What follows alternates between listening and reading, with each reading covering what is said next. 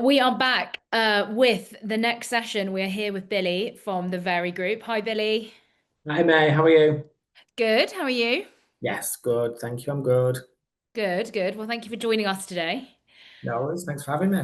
No worries. Well, do you want to kick off by, I guess, just telling everyone a bit about who the Very Group is if they don't know? Yeah, absolutely. So, the Very Group is well, it's very so you may have seen it. It's the pink cube, it's the sparkles, it's the flamingo. If you've watched I'm a Celebrity, you will have seen our Christmas advert with Alison Hammond in. So that's kind of our brand and who we are. But at our core is we are an online retailer. We serve over 4 million customers across UK and Ireland, and the majority of them are families. We basically, if you want it, we probably sell it. We sell everything from the latest Apple products to fashion brands that everybody loves, like Nike and Adidas. And we also offer flexible ways to pay as well. So that's probably what differs us from other online retailers is how our customers can pay. Um, our head office is based in Speak, which is in Liverpool. However, we've got offices in London, Bolton, Dublin, and we've got fulfillment centres in the Midland and Wrexham as well. So we do have quite a national reach Yeah. when it comes to careers. So you're huge. How many people work at Very Group? So I think it's about 5,500 people, Wow. but that'll flex dependent on peak and things like that. So we're in peak at the minute, which is what we call our golden quarter. So it'll flex dependent on the time of year. I think you with these, with your brand, for example, I think people don't realize how many people work at a company like Very. And tell us a bit about yourself, Billy. Like, tell us a bit about your career journey, background, and what you do today. Fab, yeah. So my title at Very is Early Careers and Apprenticeships Manager. And essentially what that means is I look after different routes for people into the business and basically provide opportunities with a focus on diversity and inclusion and social mobility, and look at upskilling colleagues through our apprenticeship levy as well. My career route, I would say, hasn't been one of the traditional career routes. So I left high school. I did kind of okay in my GCSEs, left high school and went to college, and then just kind of realised that actually college education wasn't for me. And I think at the time that was really nerve wracking because there wasn't much information available as to what else is out there and how else I could have a successful career. So I ended up working full time and studying an apprenticeship. Through the apprenticeship, I fell in love with learning and development and training, and I was desperate to get into that. Wasn't able to get an opportunity in L&D and kind of fell across this early careers opportunity. And in my head, I was like, this is going to be 6 months in this job and I'm going into L&D. Like, I'm just going to use this as a bit of admin experience. And I just kind of fell in love with early careers. So still kept the theme of working in retail, but fell in love with early careers. And I think I'm was able to now be in a role where I could support people who were like me at high school, who maybe, didn't think that the traditional career route or the traditional education route was right for them. So yeah, ever since then, I've just kind of fallen in love with early careers. I've worked in JD Sports, which is another large retailer, and most recently RSM, which is a professional services firm as well, all looking at early careers. So I guess different areas of it as well. And I guess people don't really think creative and retailer, but when we were speaking, Billy, you were saying that there's loads of creativity, creative roles that exist. So do you want to just talk a little bit about, yeah, how creativity fits in Very Group? Yeah, absolutely. So I think there's elements of creativity in every area of this business. I think just mentioning before about the brand and what's seen externally with the pink cubes, the flamingo, the sparkles, that's designed by our marketing team and our customer team. So we have a whole brand team that look after how external people see us as, how external people see us as a business. We've got an on-site studio in Speak. So everything that you see on the website, all the clothing and things like that is all shot here in Speak, and that's literally just over the road from us. So we have a whole creative team that look at that, and even in that, it's not just your photographers and videographers. We've got stylists, makeup artists, people who are editing the photos, people who are making sure that they're right, and we have a whole team that look after that. We also have our product team, which is another area of kind of the creative side. So although we do work with all these amazing brands, we also have our own clothing range and we have people who look after the buying of that, the design of that. We also have garment technologists who will, do some crazy work with, okay, well this zip is actually 1 centimeter too long, but what they'll get to do is go and visit factories globally and kind of travel. And so we have all of that creative side as well, where people are being creative every day. You're designing the next collection, you're shooting the next collection, and then you're showing actually how can we get this out externally. So there's so many roles. We have category roles as well in our retail department, and what that means is our category teams work with the brands to build our categories. So we'll have somebody that will look after technology, for example, and their whole role is, okay, how can we make sure that we've got more tech products to offer our customers? So there's a lot of roles, and I think you're absolutely right, mate. There's a lot of roles in Very that I think people just think just don't exist. Mm. Things just I mean, happen. I see you now as like a fashion company, like media company, and you're probably lots of different industries in one. Yeah, absolutely. If you want to buy something, the chances are that very definitely sell it. So we've got some definitely. And what's the culture like at the Very Group? Talk a bit about that. Yeah, absolutely. So I'm just over 3 months in now to kind of my career at Very. And the way that I've been describing it to everyone is it feels very collaborative. Everyone is really, really excited to kind of work together, and get stuck in. It feels very teamwork orientated. It doesn't feel like kind of siloed working. Everyone is really happy to get stuck in. There's a huge focus on internal development as well. We really, really want to make sure that we're supporting our colleagues as best we can. So there's that massive drive there as well. And there's so much resource, apprenticeships being one of them, for our colleagues that actually, if you want to, get a qualification, we can offer that. If you want to get some leadership training, we can offer that. If you want to get a mentor, we can offer that as well. So there's that element of the culture, which is great. In terms of the office presence, we're currently in Black Friday, kind of building up to Black Friday. So this is our peak. So I came into the office last week. We've now got 7,100 fairy lights hanging around the office for Christmas.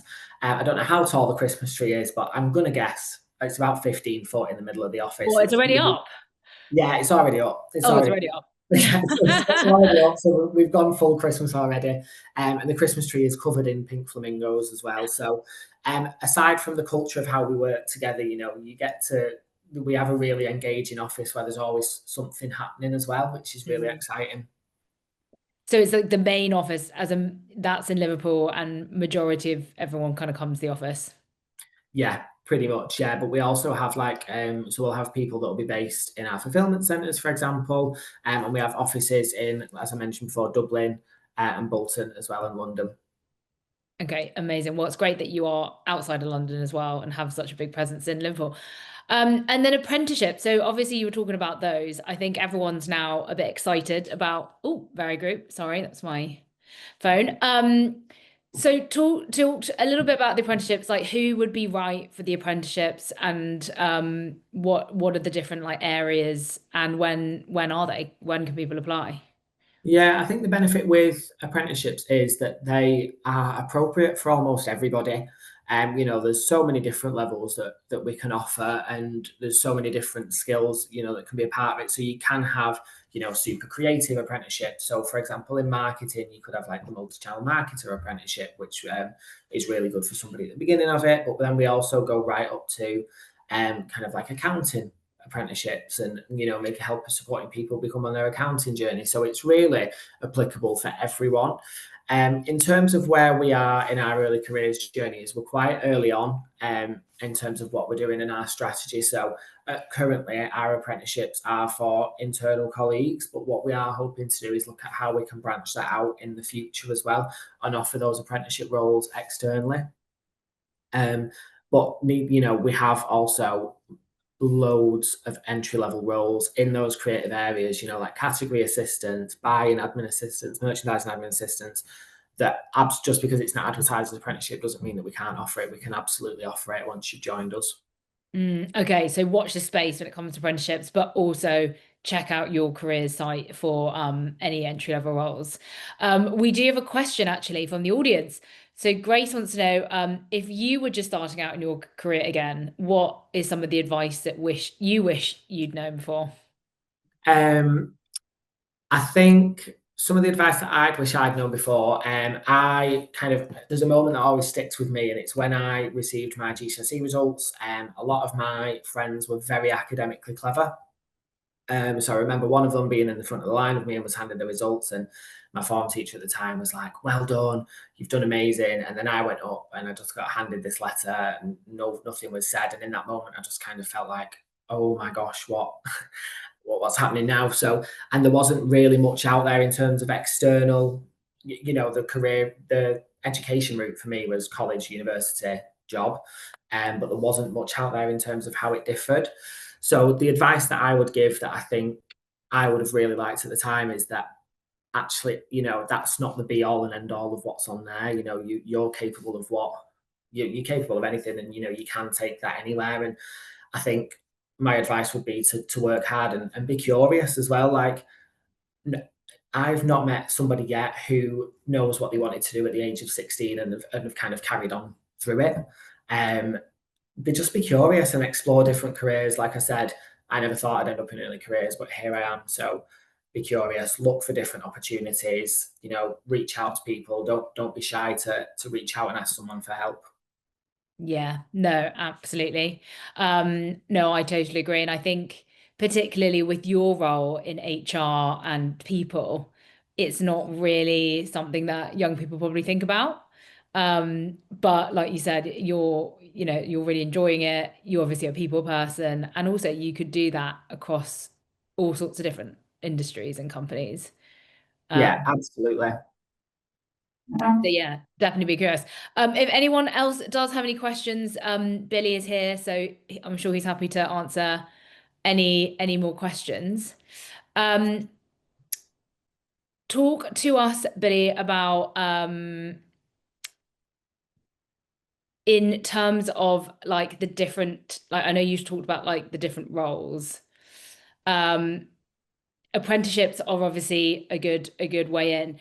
How can young people at the moment gain experience if it's, they're just starting out, they're a bit, how can they actually get the experience to then enter a company like Berry Group?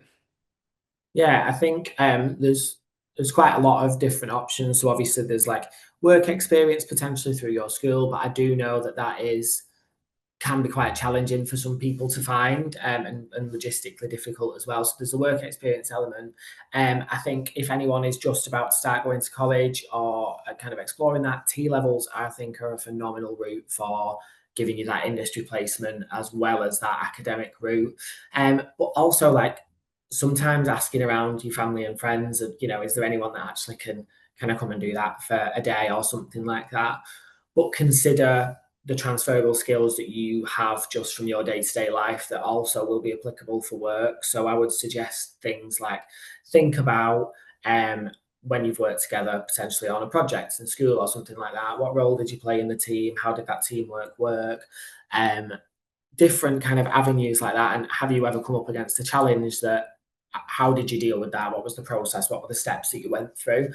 I think, especially at entry level, I'm really keen that we don't assess people based on, well, they've got this amount of experience in a workplace and this amount of experience in a workplace, because there's a reason the role's entry level. So think about the skills, think about who you are as a person, think about the why you're applying for that role as well, and use that as your experience and use that as your sell. Do you look at applications a lot, obviously, in your role? Yes, so I will be doing. We've just recently had our graduate cohort in, but hopefully we'll be going with some graduates next year as well. So I will start to review applications. And can you talk to us a little bit about like how the application process at the moment? Is it an assessment center, for example, or how do you guys do it? Yeah, absolutely. So it is an assessment centre. Just before you get to the assessment centre, we'll also have like a bit of a video interview style thing, and that's just where you'll have some questions and you'll just answer the questions for us, and it'll be submitted to us. From there, that's when we'll then move into the assessment centre. I think assessment centres can sometimes sound quite daunting, but actually, what they are is it's just a really good opportunity for us to see you as a candidate, and equally you to see us as a business. It's really important that you view interviews as a two-way thing. I think. So in the assessment centre, what will happen is there'll be an introduction to Very and an introduction to the specific department. That'll just give you an overview. We'll give you an overview of the day and what will happen. Then there'll be a team task. So we'll split you up into teams, kind of give you a task that's related to your field.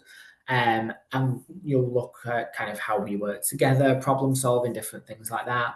And then there'll be an interview element of it as well. And the interview will just be 10 minutes with some of our assessors, kind of just getting to know you a little bit more. And then from there, we'll kind of wrap up the day with any questions.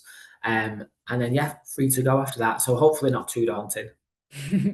And any tips, like, because I think lots of people are now trying to do video applications stand out, like any practical tips on how to stand out from the crowd. Yeah, I think I'm really big on personality, so we want to see who you are, and what your why is. So why are you applying for this job? Like, what is it that really, really motivates you to do it? So, I love my job because I'm able to support people who was once, that I was once like, I guess. So that's my why and how you do it. And I just think thinking of your why and why you want to do it is so important and will set you above the rest because you can research very and you can talk about the role and things like that, but we want to see you. Yeah, love that. Like the storytelling element. We have a question. Okay, so if you're not based in a big city like Liverpool or, any other cities, can you still get involved in early career opportunities, or is it better to move somewhere more central? I think there is. I'm seeing a lot of early careers kind of blow up now, and I'm seeing a lot of it on LinkedIn, and I don't know if that's just because of the crowd that I follow. I think if there's an opportunity for you to move and you want to move, that's absolutely great. But I do know that there's opportunities early careers wise in smaller cities as well and smaller pockets. So previously where I worked as well, nationally, we had just over 30 offices. So actually there's offices dotted everywhere that aren't just in your major cities. It would just depend again on the business need. I know there's businesses in smaller towns, that operate massively. So for example, Warburton's, which is, I'm sure you all know Warburton's, is operating from Bolton, which is, a really small town outside of Manchester. Um, I would look on LinkedIn in your area and start to connect with people in early career spaces around there, and you'll start to then kind of organically see those opportunities come up. But if you wanted to move, yeah, I also think that's great to move as well and see a new city and get involved in city life.